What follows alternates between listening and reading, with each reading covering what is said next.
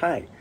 I am here just to have a brief chat with Paul Pazimino, who is the Associate Director of Amazon Watch. And I'm going to see if I can add him into this conversation right now.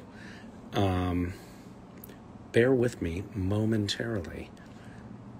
Hello, Paul. Hey, How hey, are it's really, you? That was actually remarkably efficient. I've tried this a few times and every like 5 out of 6 times it works okay. And every once in a while, everything just falls apart. But Well, hopefully this isn't one of those outliers. I think that we got it. Things are working. How are you? I'm great. It's cool to meet you. Thank you for this. This is Great, fantastic. great to meet you as well. And thank you for all the work that you've been doing, preserving the Amazon and standing up for the rights of the indigenous people of the Amazon basin for so many years. I'm going to get my stats wrong here, but you've been working for Amazon Watch as associate director for more than a decade now? Yeah, going on 14 years. 14 years. Wow. 14 years. That's remarkable. I just finished a TV show that ran for 15 years, and it felt like an entire lifetime. So I know, the commitment that you've made here. As you know, I run this little scavenger hunt, and we've sort of tried to laser point our collective charitable focus in this hunt on a particular project that you are working on, and I was wondering if maybe you could be the one to unfurl the information about the Kichwa people. Yes, Quechua. Yeah, Exactly. Kichwa. Okay. Yeah, well, I mean, first of all, I'm just like overwhelmed. I can't believe I didn't know about Gish before, but I'm there forever now. I am amazed at the power of the people that you have organized to do so much in such a little time. As somebody who's been working in this for, as you pointed out, 14 years, I haven't seen this kind of momentum behind something, and it's really exciting. So first off, thank you. And it's so great that you're, using this to demonstrate attention towards something that's so vital. Well, thank you for saying that. And I just want to say, this is one of those great examples of many hands making light work, but also it's really lovely having a group of people who like to focus their attention on having a positive impact in a concentrated manner. So we're just fortunate to be able to do this, but carry on. Yes. Well, I mean, it's probably, I mean, obviously we're doing this work. Amazon Watch exists to defend the rainforest and advance the rights of indigenous peoples. And we do our work through solidarity and direct partnership with communities across the Amazon. And one of the critical issues that people just don't have enough information about is the effect of oil drilling. In fact, some people don't even realize that oil is drilled in the Amazon, which is really kind of insane that we're actually looking for that. We're still looking for new oil, but let alone in the Amazon, places like the Amazon and the Arctic, which are so ecologically sensitive and vital to our climate. But on top of that, it's indigenous communities, it's communities of color, globally, but especially in places like Ecuador, who are on the front lines, who suffer first at the expense of oil drilling and resource extraction. And this is the story of communities who can no longer subsist on the rainforest that provides everything they need because of oil extraction to meet the needs of people so far away, to meet the needs of and the profits of corporations. Right. Most people don't know that most of the oil extracted from the Ecuadorian Amazon ends up in the United States. Most of that is refined in California.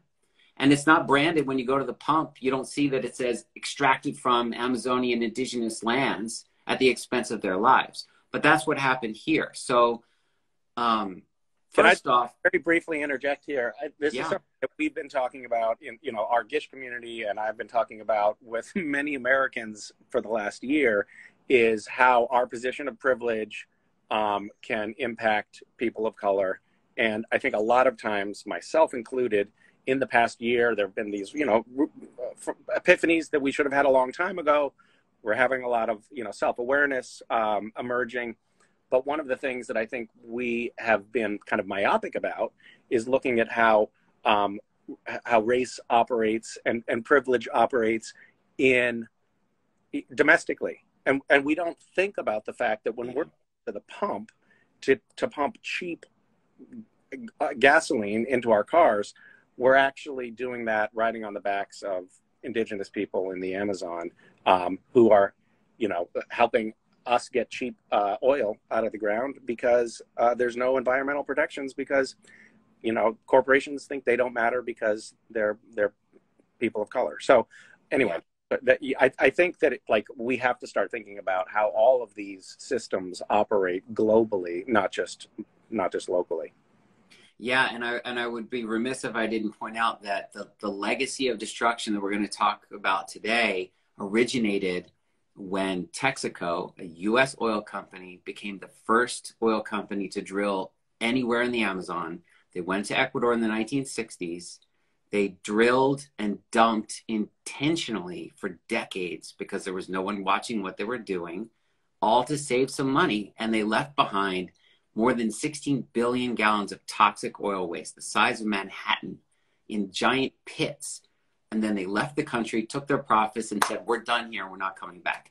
And if there were ever an example of U.S. oil company trampling on the rights of indigenous people with zero consequence thus far, it's now Chevron. So Texaco became Chevron. And what's really vital to understand here is that the indigenous peoples went to court in an epic case, and they fought for years while people were being poisoned every day. They were fighting in court. People were dying, and they were doing it through the system. In 2011, 10 years ago last month, they won a $9.5 billion verdict. 29 Ecuadorian judges looked at the facts all the way up to their highest courts and said, Chevron needs to pay to clean up and to help the health costs. And what happened? Chevron said, we're never going to pay. They found a white U.S. judge, former tobacco industry lawyer in New York, who didn't look at the evidence and said, no, this case is a fraud and Chevron doesn't have to pay. And if you want to ask someone ever ask you to define environmental racism, that's it right there. And that's what's happened now. And so, I want to talk about the spill that we're responding to, which is so critical, but it's important for people to understand that today, Stephen Donziger, one of the lawyers who helped win that $9.5 billion, is sitting on house arrest where he's been for 18 months because he helped beat Chevron, convicted of no crime. Chevron made up a case to say that that case in Ecuador is a fraud. And every judge in Ecuador has looked at it and said, Chevron needs to pay. And that's the legacy that has led to what's happened now. So a year ago, we've been talking to Steve as well, and did it with him just recently. But it's he's continuing to fight, and I think that there's some hope on the horizon with a recent ruling that's at least throwing out some of his contempt of court charges. Yeah, it's starting to chip away. A little bit of daylight is shining through the attempt to silence him. And it's important because more and more people are catching on. Like, you're getting involved and raising awareness about what's happening to Stephen because, Chevron has scared media outlets from covering this. I know for a fact, journalists, editors, the lawyers pick up the phone, the story goes away. You will not see it on CNN. CNN's First Amendment lawyer is a big member of the firm that fought for Chevron, Gibson, Dunn, and Crutcher. Mm-hmm. So that's why it's important for people like you to get the word out because it's being silenced elsewhere. We have to stand up to these oil companies. And so what's happened a year ago is that, Chevron left, Texaco left, they still haven't cleaned up. But of course, oil continues to be pumped out of the Ecuadorian Amazon. And there are almost daily oil spills in Ecuador and Peru because it's very difficult to get oil from deep into the rainforest through pipelines all the way to the coast to be refined and then sent to the United States and elsewhere. And so last April, there was a massive oil spill when this pipeline burst and leaked into the Coca River. And we're talking about 700,000 gallons of oil. And this affected primarily the Quechua people who live along the banks of these rivers. And that's why this urgent relief is so important because they have been fighting to get the government and these oil companies, one of which is Occidental Petroleum, based in California, which has a legacy of polluting in Peru for many years. In fact, we sued them with the Achuar in Peru and won years ago. And so the government has failed to clean up. They have failed to provide relief, and Indigenous peoples are organizing themselves, and they're reaching out to the world, asking for support and solidarity. And that's what this fund is about and why it's so important. There are 8 different communities. There's over 1,000 women, and it's important to focus on the Indigenous women here too, not only because Monday is International Women's Day, but Indigenous women almost always bear a harder brunt of all of these effects, whether it's health-related, environment. They carry on their backs a burden greater than anyone. And so Amazon Watch works very directly and deliberately with Indigenous women to help build their leadership and give them what they need to meet their needs. And that's why this fund is so great, because it's going to women who are organizing to provide food relief, to plant new crops, to organize, even just to get people from one community to another to plan to meet their health needs is a tremendous burden. It's a burden of cost. It's a burden of time. Women are raising children. So to have the capacity to do that means that you have to accompany them long term. And that's what Amazon Watch does. And the Quechua people whose land has been polluted are subsistence farmers, right? Yes, most of the community.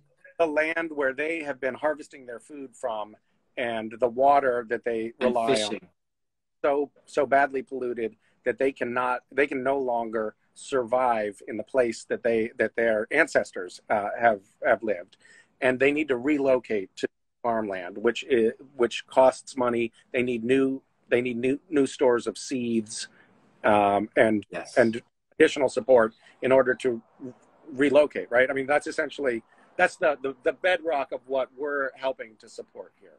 Correct? Yes, exactly. And it's done hand in hand with the efforts to have their rivers cleaned, because fish and hunting from the animals that then, feed off of that same river are vital to their survival also, because it's not just farming communities, but hunting communities too. So it's the government's responsibility to clean this up, along with these oil companies that were part of the consortium. And they have washed their hands of it. They've said it's done. It's clearly not. But what makes it even more dangerous now is that because of the COVID crisis, which has hit there have been almost 2 million cases across the Amazon, and so many Indigenous communities have been affected, that it's more dangerous to leave your community and travel elsewhere to look for food to be purchased, because that places that entire community at greater risk. So that's why this is in conjunction with women who are organizing to protect and have local healthcare needs met. So get medicines to communities so they don't have to leave, get foods into community so that while they're rebuilding and creating new crops, they have something to survive on in the meantime. And all of this is part of the process of enforcing or supporting food sovereignty, not just food security, right? These Indigenous communities have the right to determine what happens on their territories. And oil companies are going in and extracting and polluting. And this pipeline it still hasn't been repaired. It's still shoddy, and it's still going to continue to leak. And so until they have the right to stand up and say, you need to get off of our lands, then they're at risk the next time an oil spill happens. So all of this work is done with the long-term project of enforcing the right to self-determination, free, prior, and informed consent. And that's the basis upon which Amazon Watch works in solidarity to help communities sue their government, ask for international support, and keep these oil companies out. Because the irony is, of course, we as a global community, we desperately need the Amazon in order to survive. We cannot survive the climate crisis without it. And so drilling for oil is a double destruction, not only burning oil we can't afford to burn, but destroying the ecosystem that we need in order to reclaim that carbon. And it's like we're eating ourselves by supporting it. So the faster the global community catches up to the fact that these places need to be protected first, the better we're going to be when we confront the climate crisis. And the most effective way, and I know I've been saying a lot, but the most effective way to protect the rainforest, scientifically proven, is to advance the rights of Indigenous peoples who have been protecting it. Well, it looks like there's a little hang up. And there was a little hang up on my end too, but you're smooth now. Can you hear me? Yeah, we're good. Okay, good. Well, I'm going to post a link to the fundraising page that we have here, and also a link to your website, just so people can find out more about Amazon Watch and the work that you're doing, and in particular the Quechua people that we're supporting right now. But this is just a small puzzle of work that you're doing, and I want people to know about your efforts because it's so important, and it has ripple effects across the globe. And I want to just also say thank you. Thank you for devoting yourself to this work because it's so important, and the rest of us owe you a debt of gratitude. So thank you. And I can report that we've raised about $90,000 so far, but we're going to keep going. Wow. And hopefully we'll crest 6 figures. And thank you again. And I would love to talk to you more in the future. Yeah. Thank you so much. I'll be there anytime. Just let me know. All right. This is fantastic. Bye.